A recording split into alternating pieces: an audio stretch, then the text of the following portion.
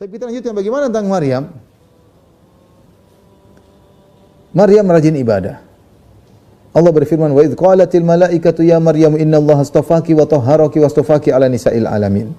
Tatkala malaikat berkata, "Wahai Maryam, sungguhnya Allah telah memilihmu, mensucikanmu dan melebihkanmu di atas segala perempuan di seluruh alam. Engkau wanita terbaik di zaman itu adalah Maryam." Ya. Wanita paling mulia, wanita yang terbaik, kerjaannya hanya ibadah di mihrab, hanya beribadah kepada Allah Subhanahu wa taala. Sampai Allah berfirman, "Ya Maryam qunuti li rabbiki wasjudi warka'i ma'ar-raki'in." Wahai Maryam, taatlah kepada Tuhanmu, sujudlah dan rukuklah bersama orang yang rukuk. Ini dalil bahwasanya orang-orang Ahlul Kitab dahulu mereka punya ibadah yang namanya sujud dan rukuk. Maryam pernah disuruh sujud dan rukuk oleh Allah Subhanahu wa taala. Namun berjalannya dengan waktu, ya, mereka pun melalaikan salat, mereka melalaikan ibadah sehingga ibadah mereka sekarang tidak ada rukuk, tidak ada sujud sama sekali. Padahal dahulu Allah menyatakan bahwasanya Maryam disuruh untuk wasjudi warka'i, sujud dan rukuk. Berarti sebenarnya ibadah salat itu ada bagi orang-orang Bani Israel, namun mereka sudah lupakan. Sebagian firman Allah dalam surat Maryam, "Fa khalafa min ba'dihim khalfun adha'us salat." Maka muncullah setelah para nabi suatu generasi yang mereka melalaikan salat, sehingga salat tersebut akhirnya seakan-akan terlupakan. Kemudian Allah Subhanahu wa taala berfirman tentang Maryam, "Widz qalatil malaikatu ya Maryam innallaha yubashshiruk." Tatkala malaikat datang kepada Maryam dan dia berkata, sungguhnya Allah beri kabar gembira kepada engkau wahai Maryam, bi kalimatin minhu, dengan satu kalimat dari Allah, ismuhul Masih Isa bin Maryam. Allah akan menciptakan seorang anak dari rahimmu, ya, akan dikenal dengan Isa bin Maryam, ya.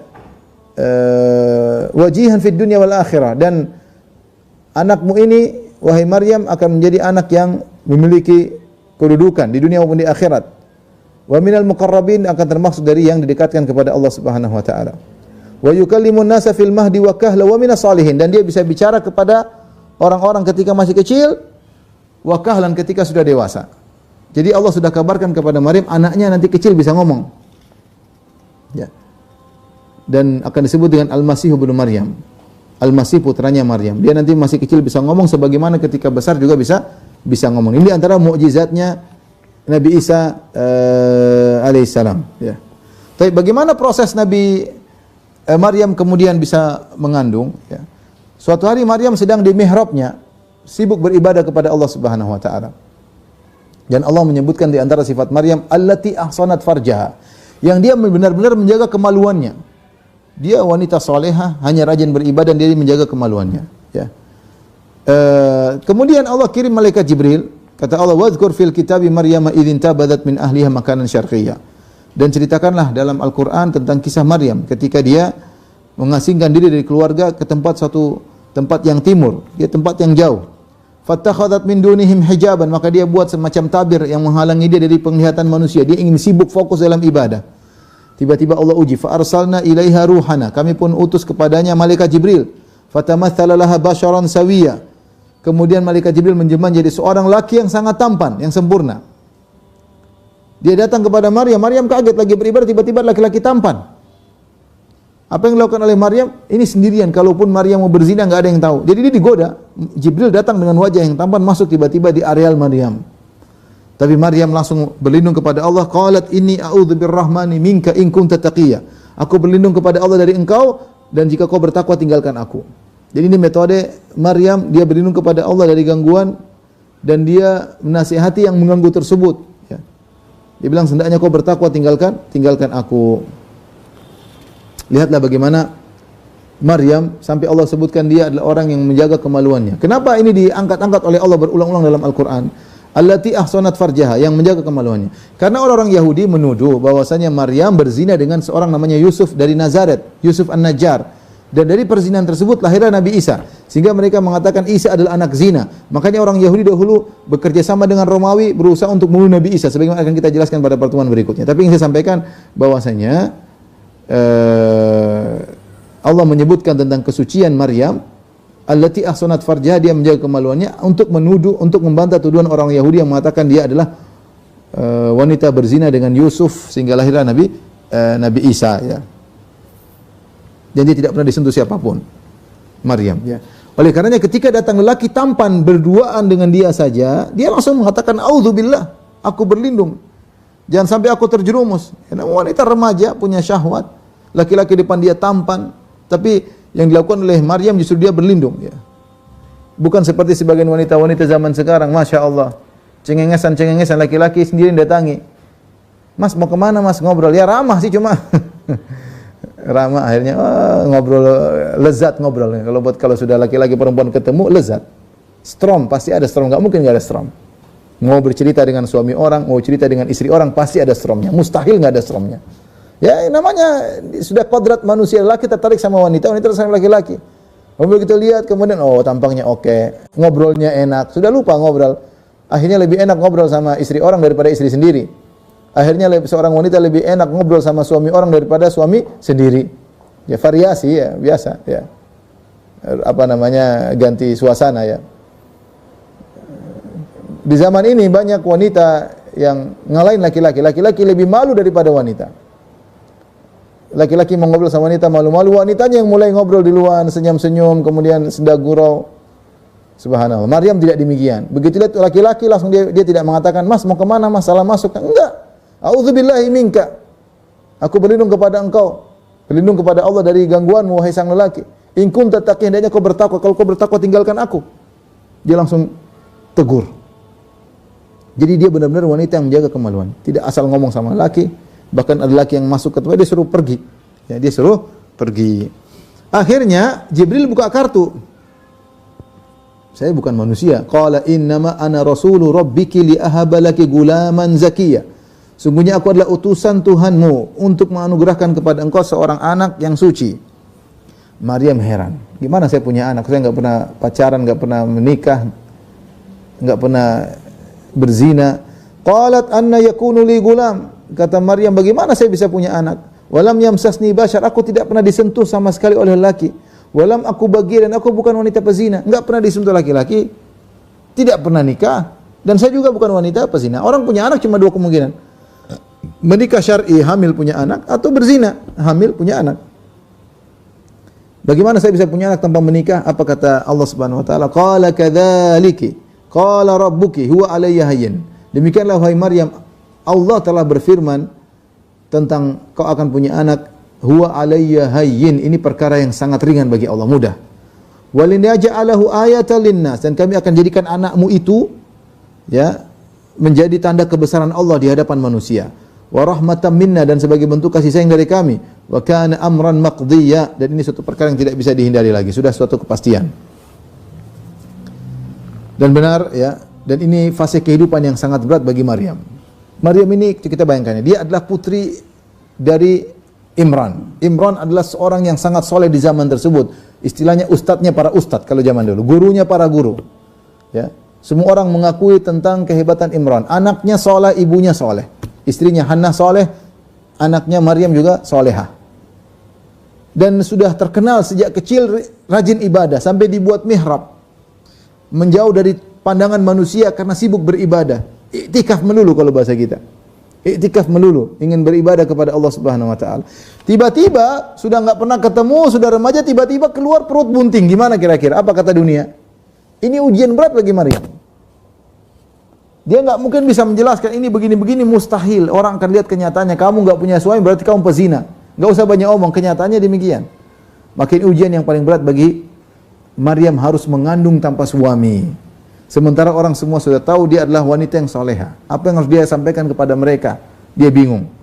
Kata Allah, fahamalathu fantabadat bihi makanan qasiyya. Maka dia pun akhirnya mengandung. Allah tiupkan ruh dalam perut Maryam.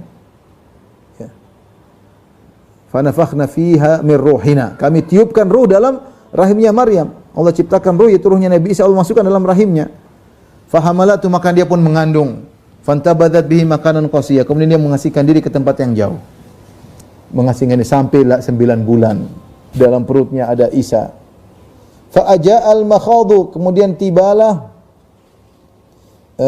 rasa sakit untuk melahirkan.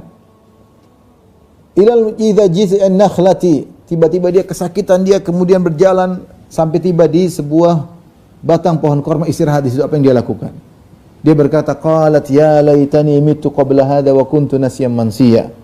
Seandainya aku mati sebelum ini dan aku menjadi seorang yang tidak diperhatikan dan dilupakan.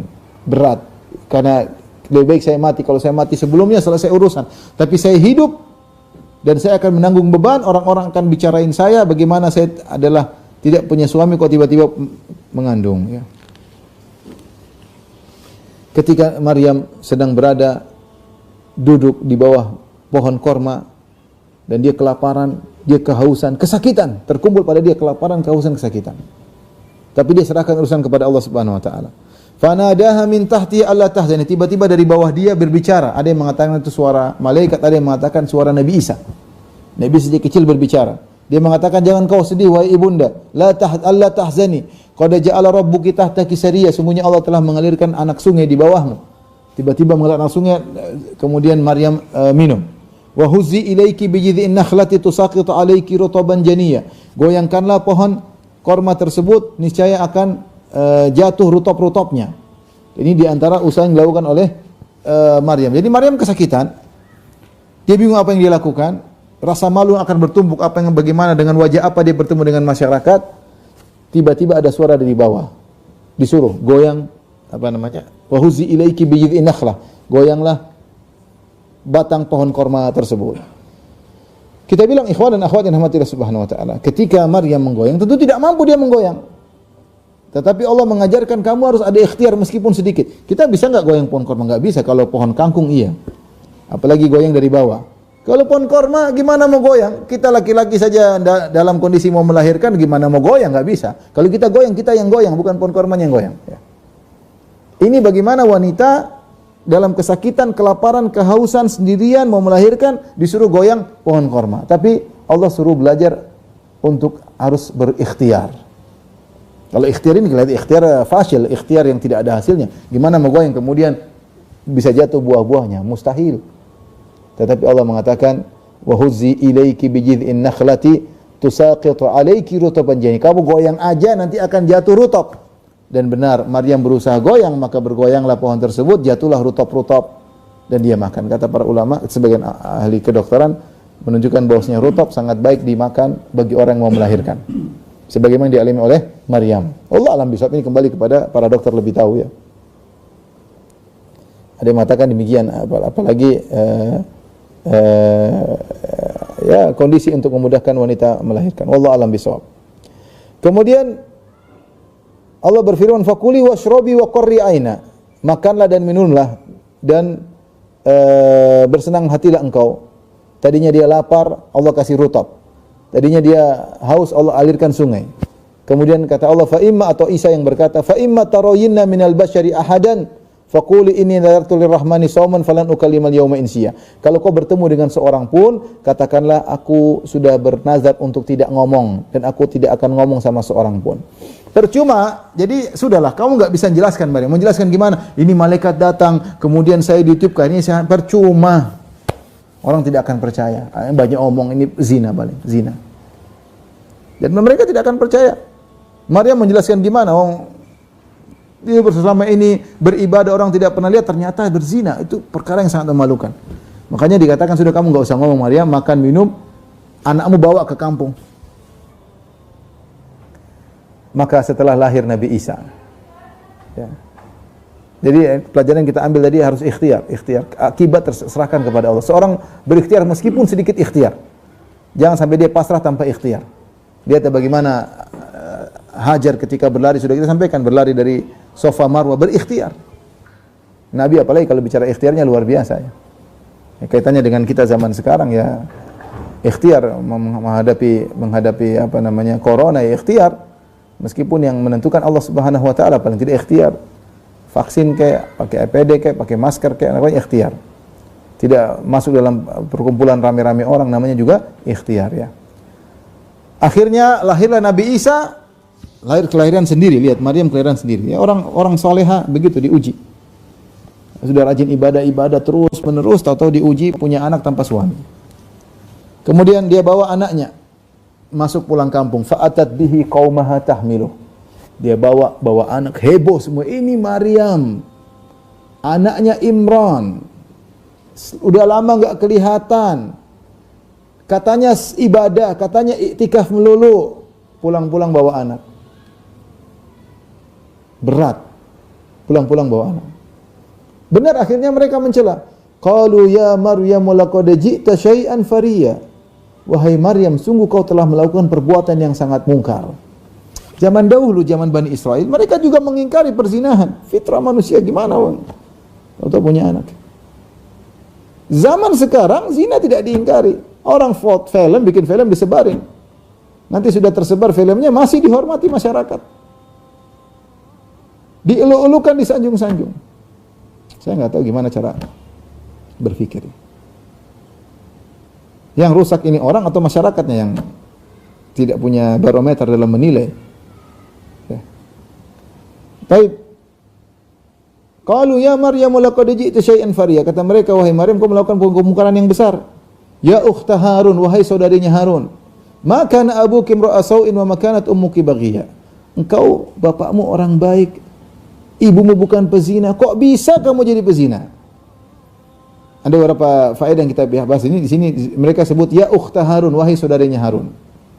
Ini Harun di sini bisa jadi di zaman tersebut mereka menamakan dengan nama-nama nabi-nabi sebelumnya. Jadi benar-benar dia saudarinya Harun. Sebagaimana Imran juga, Nabi Musa punya bapak namanya Imran. Ternyata di zaman Zakaria juga alaihissalam ada orang namanya Imran. Tapi Imran ini bukan Imran yang itu. Sama Harun ini bukan Harunnya saudaranya Nabi Musa. Karena jarak antara Nabi Musa dengan kisah Nabi Isa jauh banget. Mungkin ribuan tahun. Ya. Nabi Musa alaihissalam punya saudara namanya Harun. Dua-duanya Nabi. Harun yang dikatakan ya ukhta Harun, wahai Maryam saudarinya Harun, maksudnya Harun di zaman itu. Ini pendapat kedua, dinamakan ya ukhta Harun, wahai saudarinya Harun, maksudnya Maryam kalau ditelusuri keturunannya dari keturunan Lawin dari 12 suku Lawi, dari 12 suku Bani Israel melalui Harun. Dia keturunan Nabi Harun, Maryam ini. Maka abuka imra'a sau'in wa makanat ummuki baghiyah, ayahmu bukan orang buruk dan ibumu bukan pezina. Ini dalil bahwasanya kehidupan rumah tangga ayah dan ibu mempengaruhi anak-anak. Makanya Nabi mengatakan kullu mauludin yuladu al-fitrah, setiap anak dilahirkan dalam fitrah, fa abawahu yuwahhidanihi aw yunassiranihi aw yumajjisanihi. Ya.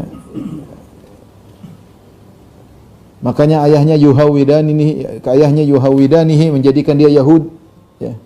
Atau menjadikan dia Nasrani atau menjadikan dia Majusi. Jadi pengaruh orang tua sangat besar. Sehingga orang mengatakan buah jatuh tidak jauh dari akarnya atau pasaknya, ya. Makanya mereka bilang, kok bisa Maryam? Kamu ini bapakmu orang soleh, ustadznya para ustadz, ibumu bukan berzina, kok kamu berzina? Mereka tidak ada kemungkinan lain. Cuma satu kemungkinan, kamu berzina. Karena kamu nikah kita nggak tahu kamu nikah. Kok bisa begini? Dan Maryam tidak mungkin menjawab, makanya dia bernazar, saya tidak mau ngomong sama siapapun. Apa yang dilakukan? Fa asyarat ilaih. Suruh tanya Nabi Isa. Qalu kaifa nukallimu man kana fil mahdi sawiyya? Kata mereka, gimana kami bisa ngomong sama anak masih digendong? Tiba-tiba Nabi Isa ngomong, inni Abdullah, aku hamba Allah. Ataniyal kitab, Allah berikan aku Injil, wa ja'alani nabiyya, Allah jadikan aku seorang nabi. Wa ja'alani mubarakan aina ma kuntu, dan aku menjadi berkah dimanapun aku berada. Wa awsani bis salati waz zakati ma dumtu hayya, dan Allah wasiatkan kepadaku untuk salat dan bayar zakat dimanapun aku hidup. Selama aku hidup terus salat dan bayar zakat. Wa barran biwalidati, dan Allah menyuruhku untuk berbakti kepada ibuku. Walam yaj'alni jabbaran syaqiyya, Allah tidak menjadikan aku orang yang sombong di hadapan ibu, tapi orang yang tawadhu di hadapan ibu. Syaqiyan, bukan orang yang celaka. Wassalamu alayya, keselamatan bagiku yauma wulidtu, hari di mana aku dilahirkan, wa yauma amutu, dan hari di mana aku meninggal, wa yauma ub'atsu hayya, hari di mana aku dibangkitkan. Nabi Isa ngomong cuma sepenggal kata tersebut. Yang menakjubkan, kisah Nabi Isa bisa ngomong ini tidak ada dalam Injil-Injil yang ada sekarang. Ada katanya dalam Injil non resmi, ya. Injil Tufulia. Tapi kalau Injil yang 4, Markus, Lukas, ya, Matius, Yohanes, tidak ada keajaiban Nabi Isa bisa bicara ketika masih kecil. Seharusnya ada, kata para ulama, seharusnya ada. Kenapa kalau tidak Maryam harusnya dirajam? Aturan Yahudi, ada wanita berzina dirajam. Apa yang bisa menyelamatkan Maryam sehingga dia tidak dirajam? Tidak ada, kecuali Nabi Isa ngomong. Harusnya mukjizat itu ada, tapi ini mukjizat yang hebat milik Nabi Isa tidak ada di Injil yang ada dicetak sekarang, enggak ada. Makanya dari sini orang Islam lebih memuliakan Nabi Isa karena orang Islam dalam Al-Qur'an menyebutkan mukjizat yang tidak disebutkan dalam Injil yang ada sekarang ini 4 Injil tersebut. Ya, kecuali ada Injil-Injil yang tidak resmi yang tidak diakui oleh mereka ada menyebutkan. Tapi secara logika kalau seandainya tidak ada mukjizat Nabi Isa ngomong masih kecil, harusnya Maryam dirajam karena dia terbukti berzina punya anak tanpa suami tidak lain kecuali zina dan zina dirajam oleh mereka. Karena Maryam tidak dirajam, berarti ada sesuatu yang menyelamatkan dia. Di antara yang menyelamatkan dia adalah omongannya Nabi Isa alaihissalam. Omongannya Nabi Isa alaihissalam ketika masih kecil. Allah menyebutkan tentang Nabi Isa wa yukallimun nasa fil mahdi wa kahla. Sungguhnya Nabi Isa berbicara kepada manusia fil mahdi ketika masih kecil wa kahla dan ketika besar, ketika sudah besar. Apa bedanya? Allah kenapa sebutkan fil mahdi wa kahla ketika masih kecil dan masih sudah besar? Agar kalian tahu Isa ketika ngomong masih kecil bukan seperti anak kecil belepotan, enggak, ngomongnya persis seperti orang besar. Tidak ada bedanya. Anak kecil mau yang enggak belepotan enggak, ya. Minum es, minum enggak, ini langsung ngomong langsung jelas Nabi Isa. Langsung jelas seperti ketika dia sudah besar. Inilah mukjizatnya Nabi Isa. Cuma khilaf, apakah Nabi Isa setelah bisa ngomong terus atau ngomong terus berhenti? Allah alam bisa saya lebih condong Nabi Isa ngomong kemudian berhenti, tidak ngomong terus. Bukan berarti Nabi Isa masih kecil kemudian berdakwah, enggak.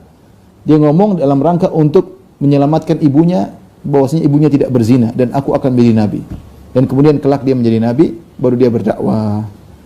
Taib, inilah kisah Nabi Isa alaihissalam atau muqaddimah. Insyaallah pertemuan berikutnya kita akan lebih mendetail tentang Nabi Isa. Tapi ini tadi sekilas tentang keluarga Imran yang di situ merupakan sumber orang-orang yang saleh. Imran sendiri saleh, istrinya Hannah juga saleh. Bagaimana menazarkan putrinya Maryam juga luar biasa. Ya, solehannya luar biasa, menjaga kemaluannya dan tidak mau disentuh lelaki sama sekali. Kemudian punya anak namanya Isa. Kemudian juga ada namanya istrinya Zakaria yang ada yang mengatakan dia adalah saudarinya Hannah atau saudarinya Maryam. Kemudian punya anak namanya Yahya, sehingga hubungan antara Yahya dengan Isa dekat. Bisa jadi sepupunya, bisa jadi omnya, ya.